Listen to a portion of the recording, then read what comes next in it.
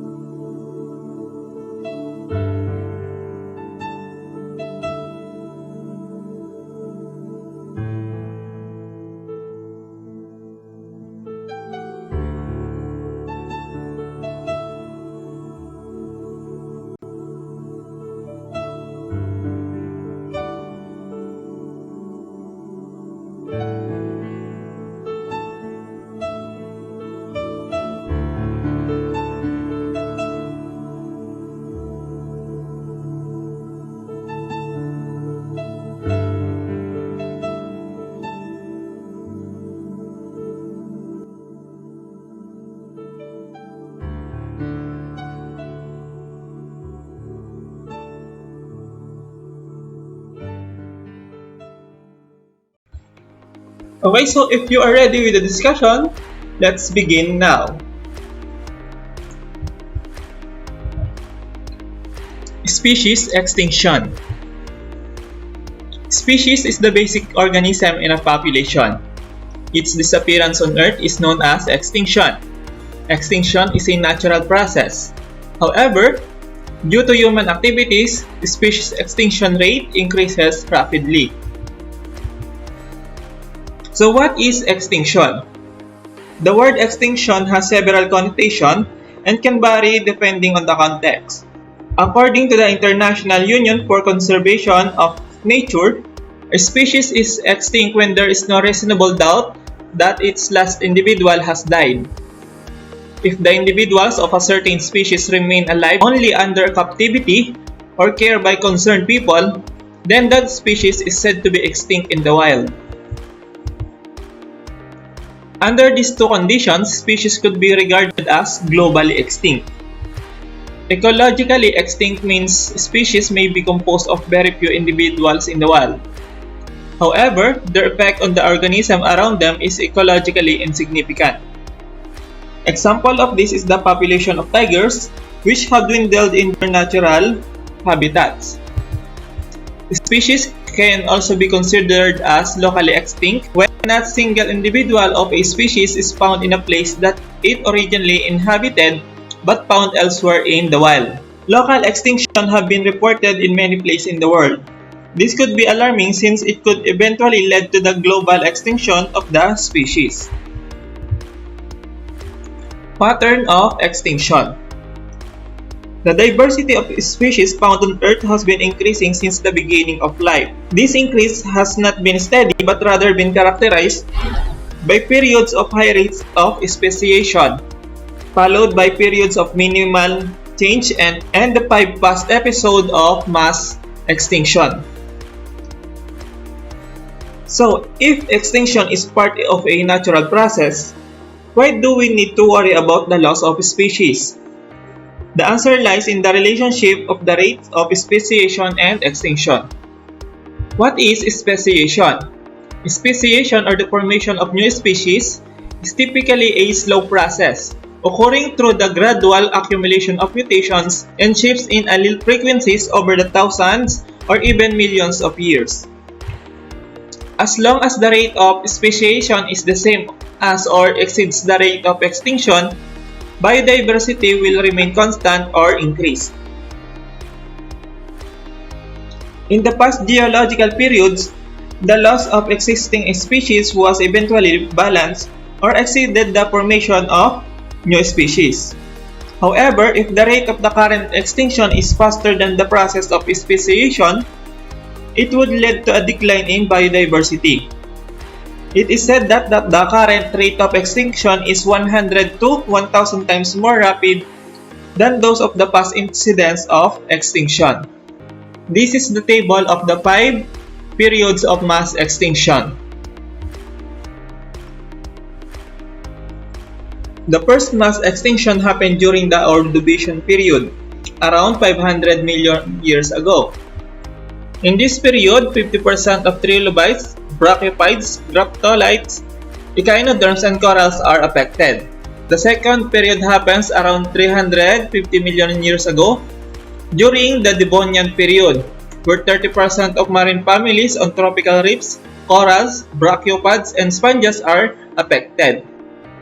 The third period of mass extinction happens around 250 million years ago and is considered to be the worst of all mass extinction, the Permian period.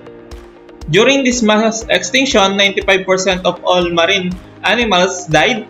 Trilobites, mollusks, and many vertebrates are affected.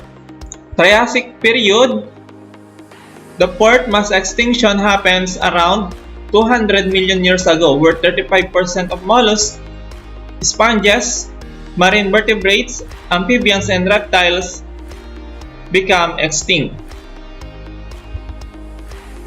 The fifth mass extinction happens during the Cretaceous period, way back 65 million years ago. In this event, mammoths of Africa, South America, Europe, and Asia become extinct. Today, we are experiencing the said to be the worst of all mass extinctions. Causes of extinction. How do organisms become extinct? Extinction is generally caused by two factors acting simultaneously on the organisms, the physical factor and the biological factor. These changes reinforce each other in exerting variable pressures on the organisms and their habitat. There are several reasons why species become extinct. Since prehistoric times, the main cause of extinction is due to natural phenomena such as geological transformation and climate change. Nowadays, humans contribute greatly to the disappearance of certain species. Natural causes of extinction. Natural causes of extinction includes climate change, geological transformation, acid rain, epidemic and parasitism, invasive species, and celestial bodies.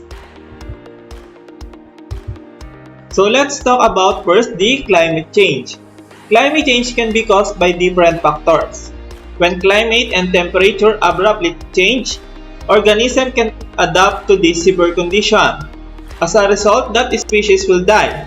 As species die, other species have difficulty in finding foods.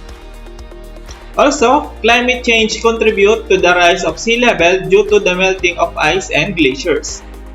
When this happens, water will displace onto land, affecting the species on it.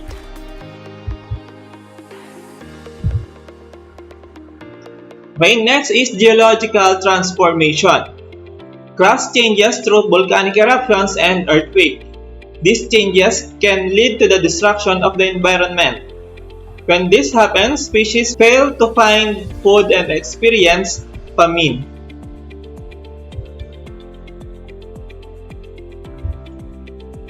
Third natural causes of extinction is the acid rain. Sulfur dioxide and nitrogen oxide are naturally present in the atmosphere. When these two gases mix with water vapor and will precipitate as acid rain. Acid rain can increase the acidity of soil and water, which can affect plant and marine life. The fourth one is epidemic and parasitism. Metabolic function of species weakens and get affected when their body is infested by parasite and when there is a sudden change in climate change. When there is a sudden change in climate. When this happens, they fail to find food, mate, and shelter. Their offspring will die prematurely. The fifth one is the introduction of invasive species. Some species go and invade other territories to find food. The survival of the fittest begins and those who are weak die. When this happens, species that are locally found in that area experience competition on the resources against the invaders. The last natural cause of extinction is by natural bodies.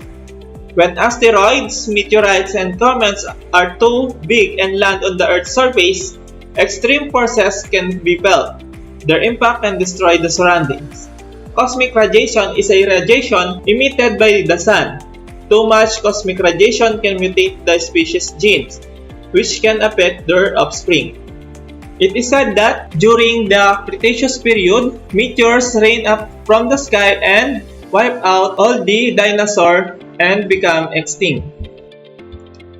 Now that we have discussed the natural cause of extinction, let's discuss the anthropogenic cause of extinction. First, we have increase in human population. Second, habitat destruction. Third, overexploitation. And last, pollution.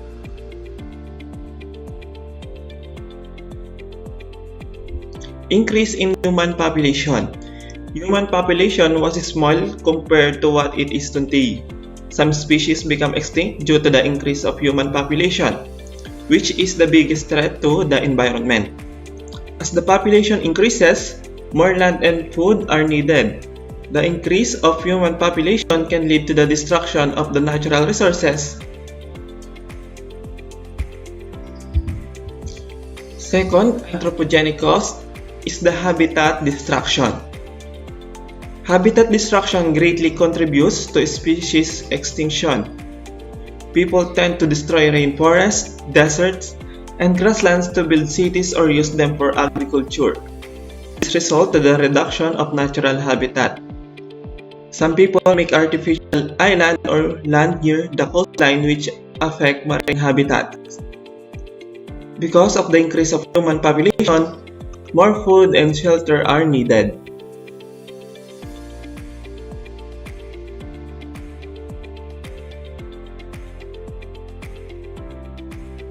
Third anthropogenic cause is the overexploitation. Humans use the resources of the earth in order to survive. But because of the increase of human population, people overexploit other sources. They hunt other species for food accessories, medicine, and clothing. Some people kill different species because they are pests or they bring bad luck to the society.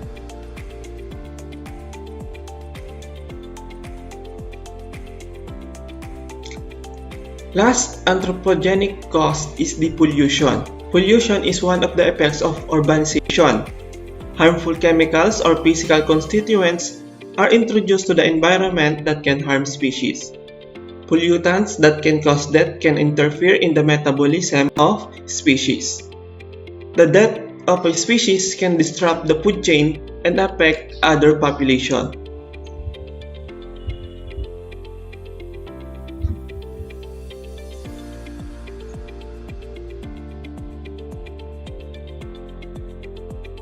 Extinct species. Extinct species can be classified into two. First, extinct in the wild, and second, locally extinct. Species are said to be extinct in the wild if they are only alive in captivity. Locally extinct. Species are said to be locally extinct if they are no longer found in a particular place but can be found elsewhere. Okay, so that ends our episode for today. I hope you learned new knowledge about extinction, especially the cause of extinction, which is classified into two, the natural cause and the anthropogenic cause.